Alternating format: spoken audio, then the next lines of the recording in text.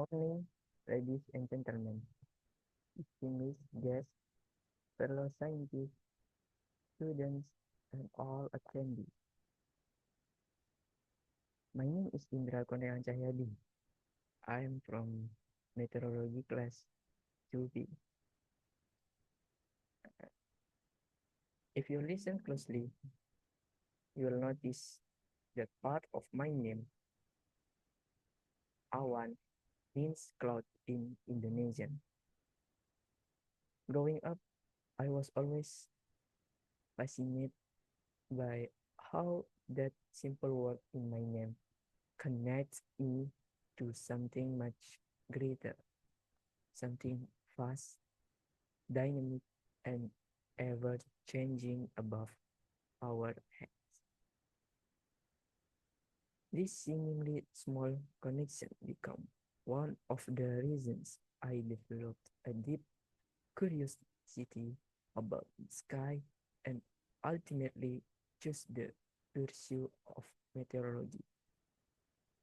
So today I feel especially honored to speak about a topic that has shaped not only my academic path but also my identity. Clouds, the silent architects of our atmosphere. Let us begin with the basics. What exactly are clouds? In simplest terms, clouds are visible masses of tiny water droplets or ice crystals suspended in the atmosphere. They form when moist air rises, cools, and condenses. But the beauty of clouds lies not only in their appearance, from fluffy cumulus to dramatic cumulonimbus, but in their function. Clouds regulate the Earth's energy balance, determine precipitation, and influence both local and global weather. They can shade us from the sun or intensify storms, depending on their type and behavior. Meteorologists classify clouds based on their altitude and appearance. There are four main groups. First, high level clouds. There is above 6 kilometers, such as cirrus, cirrostratus, and cirrocumulus. These are made mostly of ice crystals and often signal change in weather.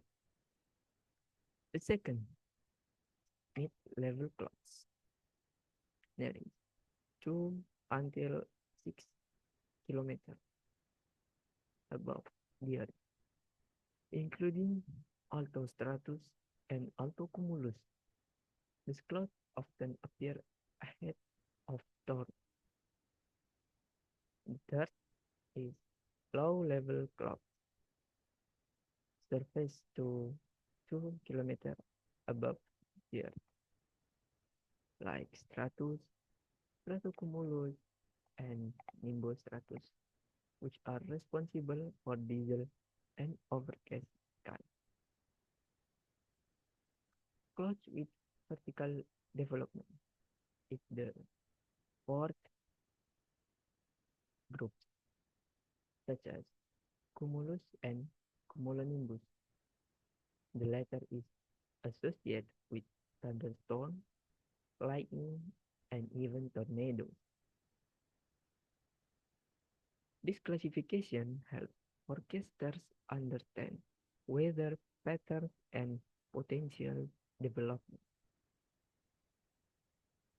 The life of a cloud begins with evaporation and condensation. Water from oceans, lakes, and rivers evaporates into water vapor. As air rise, it cools, reaching the dew point, the temperature at which water vapor condenses into droplets around tiny particles called condensation nuclei. These drops cluster together to form clouds. Depending on conditions, clouds can dissipate, grow, or even lead to precipitation. The cycle is continuous, dynamic, and essential to the hydrological cycle. For meteorology, clouds are early indicator of weather change. For example, cirrus clouds can mean a warm front is approaching. Altocumulus in the morning may suggest afternoon thunderstorm.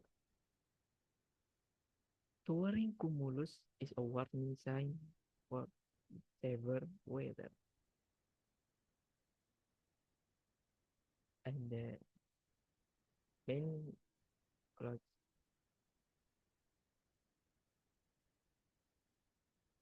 satellites and radar technologies now allow us to observe cloud systems globally, track their movement, and anticipate rainfall or storms with increased accuracy.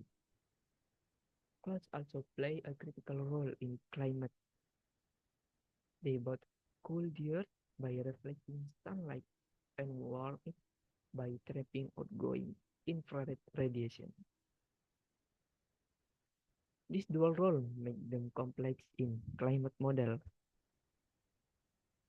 Understanding clouds feedback mechanism, how clouds will change in response to global warming, remains one of the biggest challenges in climate science.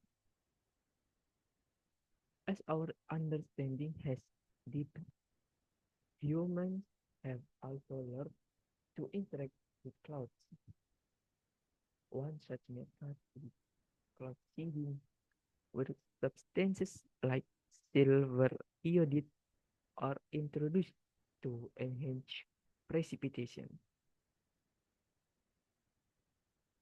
Crop modification has applications in agriculture, drought relief, and hail suppression. However, it also raises ethical and ecological concerns, which require careful assessment. Beyond science, clouds have inspired art, poetry, and philosophy for centuries. They remind us of transience, change, and beauty in the natural world. From the work of G.M.W.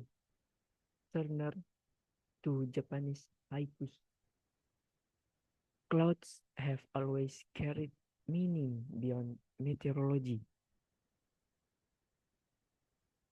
And today, meteorology face new challenges. First is how will clouds respond to climate change?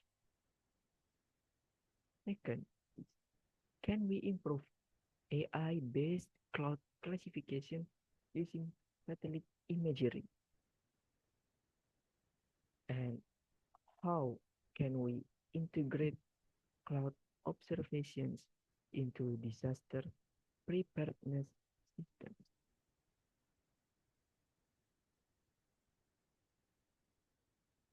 Research are developing better remote sensing technology, machine learning model, and global cloud database to meet this need.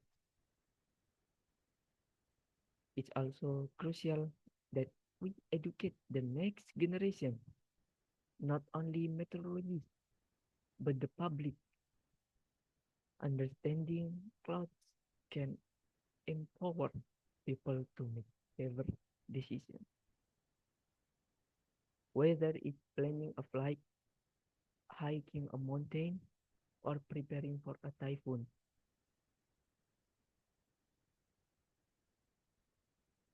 In the last, to conclude, clouds are not merely decoration in the sky, they are dynamic actors in the Earth system,